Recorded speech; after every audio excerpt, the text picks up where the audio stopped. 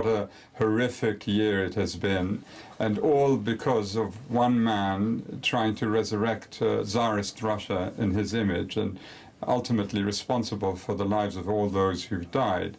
And Vladimir Putin today is making speeches justifying his actions, and there's no justification for them. Yes, it was. I think it was a pivotal moment.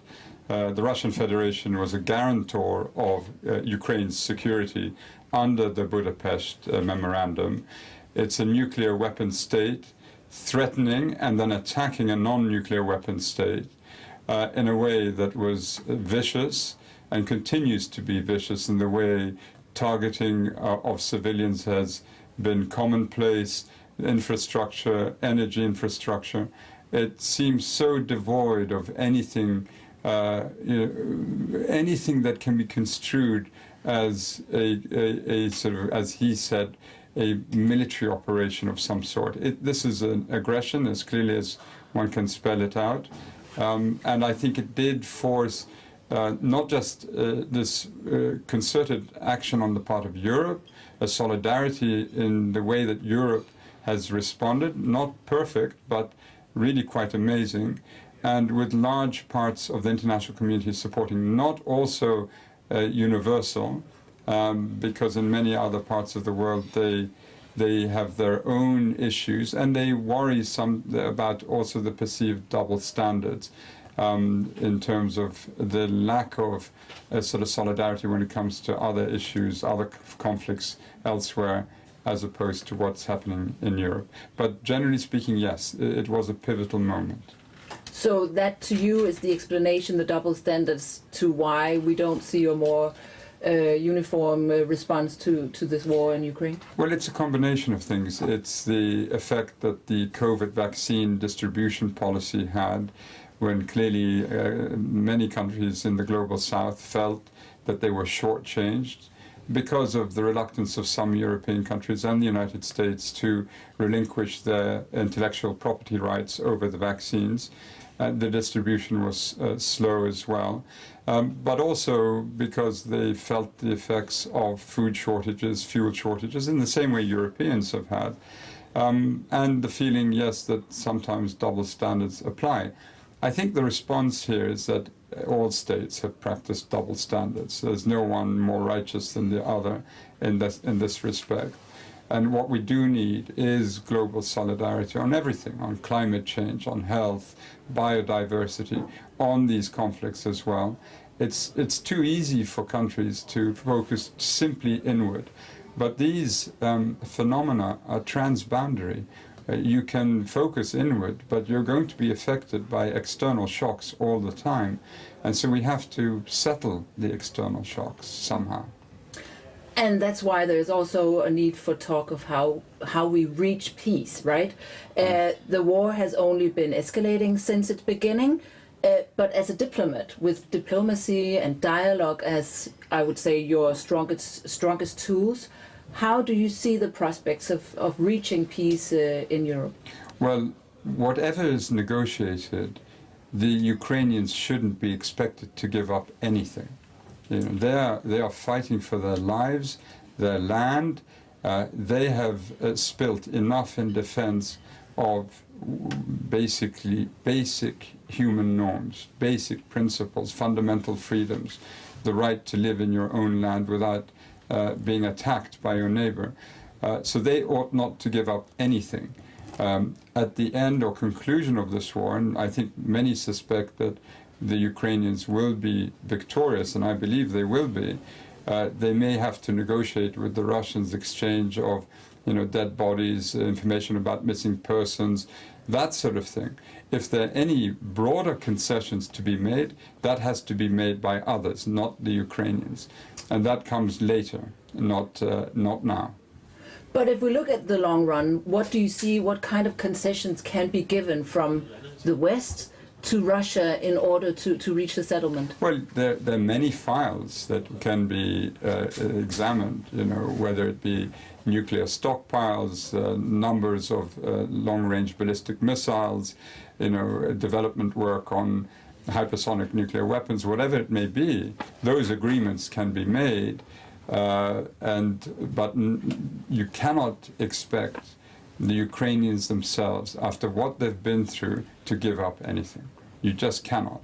I mean, morally speaking, it would be outrageous to do that. So if, as the international community has to perceive or conceive of something to give up, if for a peace settlement to take hold, then that thinking and that creativity has to be on the outside, not on the inside. But Putin doesn't seem willing to be giving up right now, or not even in the long run. So what concessions do you see actually could be interesting for him to be able to actually negotiate peace? It's hard at this stage to imagine the full battery of issues that need to be discussed. I think what will happen is the military chess game will continue to be played out. What the Russians seem to be doing, though, in attacking civilian targets and infrastructure and unleashing Wagner on the population of Ukraine, it seems very desperate, really. Just the recruiting of bringing in 300,000 reservists seems desperate. Vladimir Putin today is giving a lecture or giving a speech. I think, a year ago he thought that this time, in 2023, he would be in Kyiv with his puppet. And 1 year later, he's sending in reservists and attacking in a way that makes it feel very desperate. And so I don't think that this can last for him. But desperate is one thing. It also seems very determined to me. I mean, do you actually see Putin, who's a man who doesn't seem to follow any international law or rules, would give in and reach out for peace without having big concessions? It won't be discretionary for him. I think the thing is that it's going to be forced on him, and he'll face immense domestic pressure as well. Immense by 6-7 months' time, maybe the end of the year. What was clear was when the Ukrainians mounted the counteroffensives last year, they were dramatic, and it was through the use of military systems that were still not the latest generation. All of that is coming in due course, maybe slow, but the Ukrainians are begging for the transfer of the weaponry at a higher rate, and that probably will happen. It will be a very bloody spring and probably bloody early summer. But I think many military analysts that I've spoken to believe that this is it's not possible for Vladimir Putin to win this war, short of using something outrageous. But then Russia clearly would be, stepping up. And I don't believe he would do that anyway, because in the nature of bullies, you speak a lot, but in the end you don't take action like that. So just to make it clear, the only way to end this war is by Ukraine winning totally, like I complete think almost victory. totally, yes, and I believe they will be able to do it. All right. And the European governments are helping right now, including the Danish governments, so that Ukraine can actually achieve that goal. They are making a stronger and stronger military response to what Russia is doing. Right now, European countries are sending tanks to Ukraine. Just to remind us all, a year ago, Germany sent helmets. Now we're sending tanks. What is your concern that this strong military response could lead to?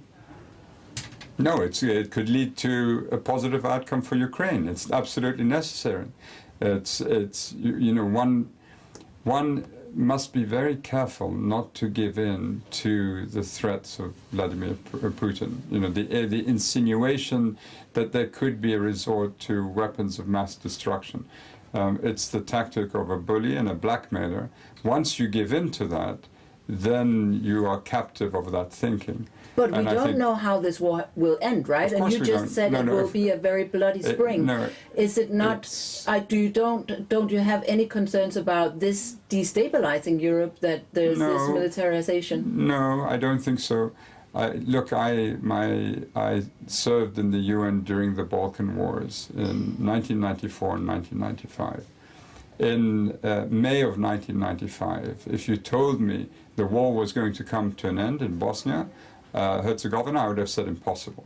There was so much weaponry, the support of the neighboring states, you had the involvement of the international community at a high level, And eventually what happened is that you had the disaster of Srebrenica, then you had the NATO, or let's say the Rapid Reaction Force, bomb Bosnian Serb positions around Mount Igman, around Sarajevo, and then you had NATO airstrikes in September, and the Bosnian army broke out from Bihać all along the northern part of Bosnia. Denmark was, of course, heavily involved. It had a peacekeeping battalion, and it was serving, I think, with the Nordic battalion. And it was like that the war stopped. We had been negotiating for 3 to 4 years, and the negotiations didn't stop the war. It was the decisive military change in the outcomes that stopped the fighting. And I think the same will happen here. We are fighting a nuclear state. Ukraine is fighting a nuclear state. There's a clear nuclear threat within this conflict. And we have no comparison before in history with a situation like this. Don't you share any of the concerns that are around Europe bumping up its military response? No, I think the way that Europe has played it so far is so carefully calibrated, along with the United States. I mean, of course, they're paying very close attention to it, but they're not giving justifications to it. President Biden visited Kyiv only a few days ago, and the Americans forewarned the Russians as part of a sort of a deconfliction exercise that the president was going to be in Kyiv. So there is some dialogue, however weak that is.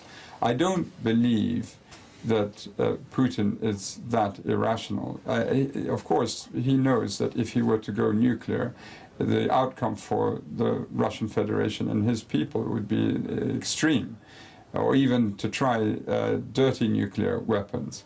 And so I don't think, that he is irrational or would go that far.